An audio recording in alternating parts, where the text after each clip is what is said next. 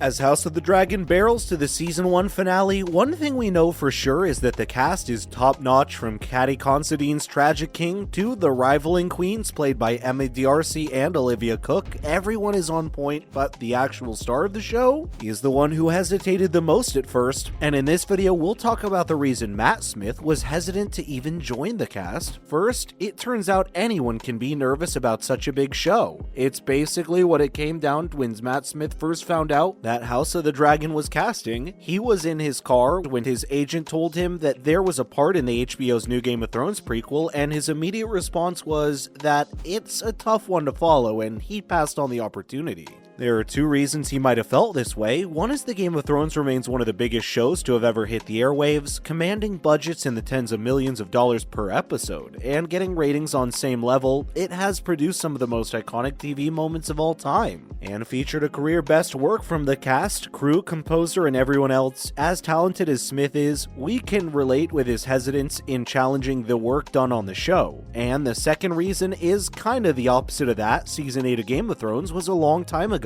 so you might have to strain yourself to remember just how negative the feedback on that season was. Everyone on the planet turned on the show and its showrunners, with even the cast indirectly dragging the last season in interviews and public appearances. So audiences have a complicated relationship with the Game of Thrones franchise, and Smith didn't need to get caught up in that baggage. Next up, why did Smith agree to take on the role? The way Smith tells the story of his casting, the offer never really stopped buzzing around him, and he eventually went in for a screen test. There was one big reason why he did eventually decide to shoot his shot at the cast, and the name of that reason is Cady Considine. You may not have heard much about Considine until he came on screen and nailed the parts of Viserys Targaryen, but he's a bit of a legend in British cinema. Being a Brit himself, Matt was more familiar with Paddy, and the opportunity to act alongside him was what pulled him into Westeros. But the allure wasn't just about Paddy alone. Smith was also drawn to the character of Daemon Targaryen and the relationship he had with his brother Viserys. He praised the ambiguity and unpredictability of Daemon, saying that you can never know what the guy is thinking, as well as his ruthlessness. Unlike many of the a-hole characters we've seen in Westeros, Daemon acts decisively out of a genuine place. Moving on to the backlash, and it's not like there weren't people who didn't want him to step down. Playing Doctor Who can give an actor a certain reputation, as the fanbase is big enough that you can be typecast as that character long-term. For that reason, when the cast was announced, there was a massive backlash against Smith. In particular, the dominant opinion online was that he was a talented actor but wrong for the House of the Dragon, and those were willing to cut him a little more slack than the complained that he was simply wrong for the part of Daemon Targaryen. But there was some on the socials who took things a smidge further, saying that Matt Smith didn't even have the look for the character. Some of that was because the characters of the series have actually been illustrated in the pages of books like Fire and Blood and the World of Ice and Fire. That gave people an impression of what these characters are supposed to be like, and Matt Smith doesn't line up with those illustrations. Coming up, this is how the actor responded to critics. Matt Smith can play charmers all he likes, but at the end of the day, he's a consummate professional. Talking about the controversy, he simply replied that disappearing into the role and ignoring the outside noise is part of the job. This was something that he learned when he also drew the ire of Whovians when he first became Doctor Who. While he understands he isn't everyone's cup of tea, he feels that he's made a connection with Daemon and with his fellow cast members. That allows him to put his own spin and add to the character, and he's definitely no stranger to challenging acting work. In fact, the only things he felt were too much for him were the stunts and long periods of standing and sitting around. Now we get the stunts. Dragon riding is dangerous work. On the other hand, you might not think of sitting and standing around as hard, but doing that for hours on end, day after day, Smith would probably rather scroll through Twitter. Now the season is winding up. How were the reactions to his work? Well, let's just say that things have really flipped around. It turns out that an actor's job is to disappear into his role, and Matt Smith is nothing if not great at that job. While Twitter is saying that Smith is not right fit for the part, he's now being described as born to play a Targaryen. There's also indirect praise for the makeup and styling departments, as Matt Smith has convinced everyone that he has the right looks to play a Targaryen.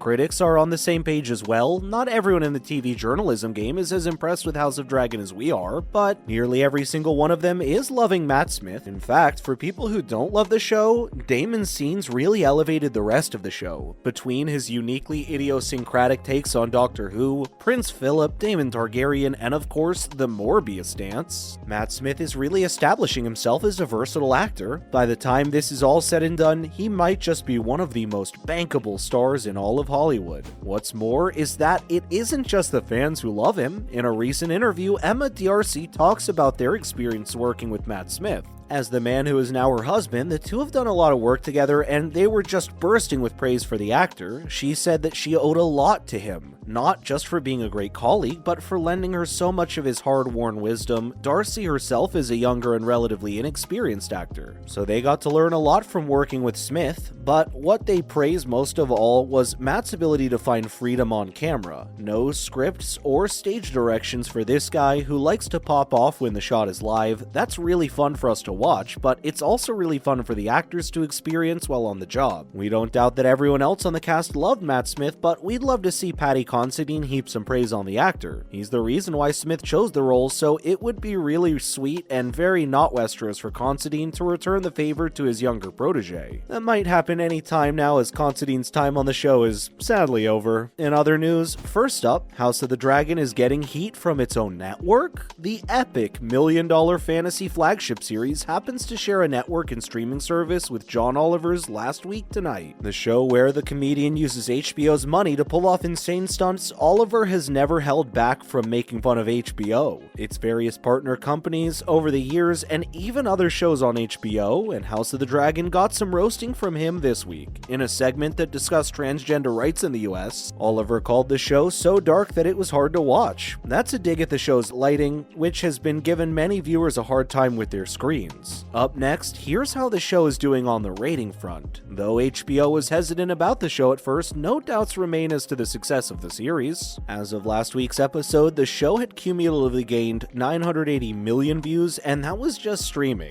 Think about it, a good chunk of the Earth's population has watched this show. It's no wonder that HBO was so quick to greenlight Season 2, but not quick enough. Speaking of Season 2, when can we expect that? Not anytime soon, we're afraid. Although work has already begun on the second season, this is a complicated show to shoot, and worse, will require around a year of CG work. At that rate, we should probably expect to wait until the summer of 2024 at the very least for more of Daemon Targaryen and everyone else. But that's gonna be it for today's video, my friends. What did you think of Matt Smith's casting when it was first announced? And how much did he change your mind? Let us know in the comments below, and don't forget to like, share, and subscribe. Thank you so much for watching. We'll see you in the next one.